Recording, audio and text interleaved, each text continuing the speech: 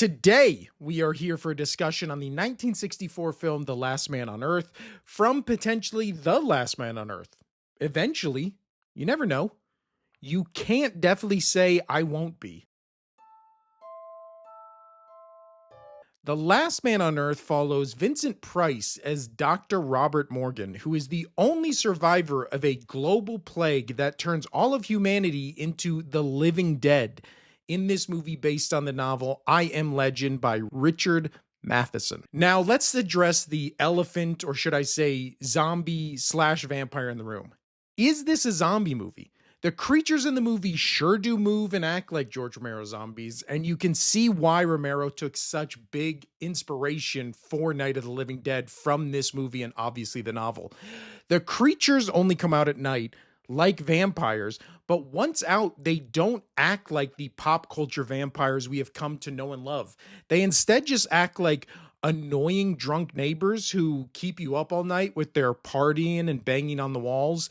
And apparently we never see it, but it's mentioned in the film that if they get their hands on you, they'll just rip you to shreds and not drink your blood, not eat your flesh, just kill you. With The Last Man on Earth, we get a weirdly good little movie where Vincent Price is the only one speaking English, and the rest of the cast is Italian actors and actresses with their lines being dubbed over in English.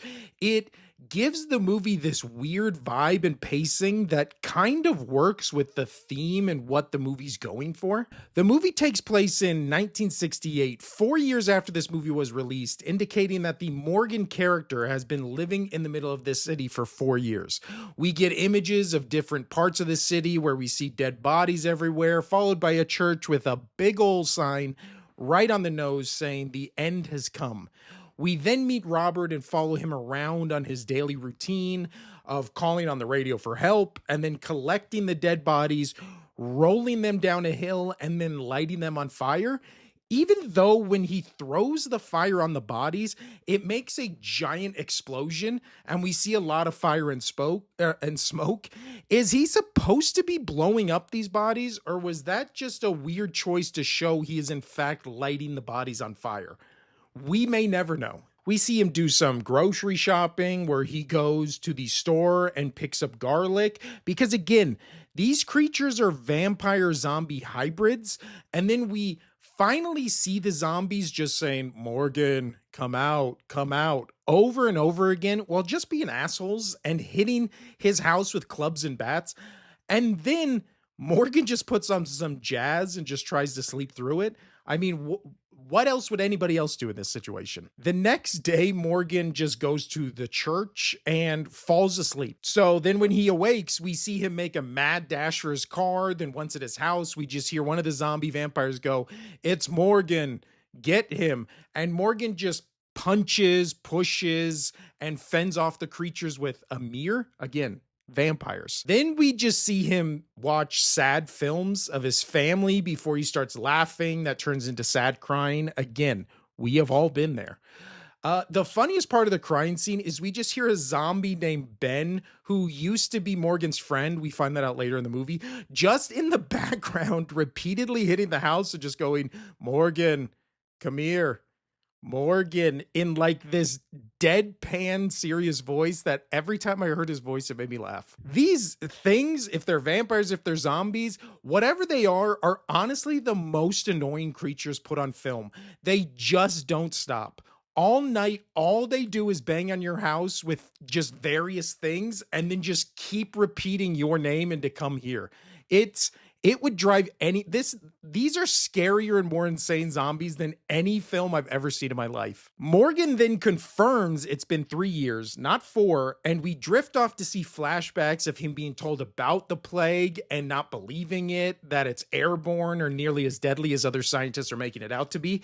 The flashbacks reveal him losing his family to the disease as he makes his wife promise him not to call the doctor for their young daughter who is being ravaged by the disease, but just like my wife, she doesn't listen to him and the daughter is taken away. So Morgan just races to save her, but when he gets to where they have taken her, we see burning bodies being rolled down the same hill Morgan now rolls bodies down 3 years later. And in the best scene in the film, in my opinion, we see Morgan trying to find his daughter and asking where the trucks came from, screaming he is looking for his daughter, which leads to the most chilling line of the movie, where one of the army men says about the burning mass at the bottom of the hill, "A lot of daughters are in there, including my own," just setting a really messed up precedent for what this world has become. And then it just cuts. It cuts to Morgan back at his house alone as the wind blows and his wife screams, "I can't see," as she succumbs to the plague. Really, really just eerie, unsettling stuff, especially for a movie that came out in the early 1960s. Morgan buries his wife only for her to show up back at his front door, slowly walking towards him. Fast forwarding a bit, we have Morgan meet a dog and then a woman who is from a group that has figured out somehow how to cure themselves from being these zombie slash vampire things. Morgan just takes her blood and his blood and just makes a cure from it. She warns him those things see him as the bad guy because he has killed a lot of them. And then she says basically that he killed the popular ones and that's why everyone wants to kill him, which really made me laugh. The indication that they only are mad at him because he killed some of the ones that the group actually likes. But then what makes no sense to me is the half vampire, zombie slash half human people come to Morgan's house to kill him, but they also kill the creatures outside of his house. Like, aren't you killing them as bad as Morgan killing them? They chase him to a church where they kill Morgan, and Morgan has the realization that the creatures were as scared of him as he was of them. Honestly, I was pleasantly surprised by this movie and how different of a movie and premise it is to the Will Smith remake called, obviously, I Am Legend. In this movie version, The Last Man on Earth, they make them these slow moving, like, Romero zombies that apparently, again, just rip you apart, but don't try to eat your flesh or suck your blood like vampires would. So are they zombies? I don't know. Are they vampires? There's multiple times during the movie where, especially when he meets the woman, he's testing her with a mirror or with garlic, traditional things associated with vampires. But then when you actually see the vampire creatures, they're zombies.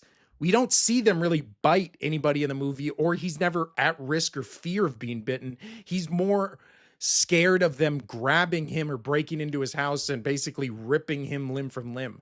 So it's a very interesting movie. It's a very good movie. I was shocked by how much I actually did like it, but yeah, I was going to do I Am Legend again, not going to just because those are vampires. I'm thinking of doing vampires next year though. So there you go.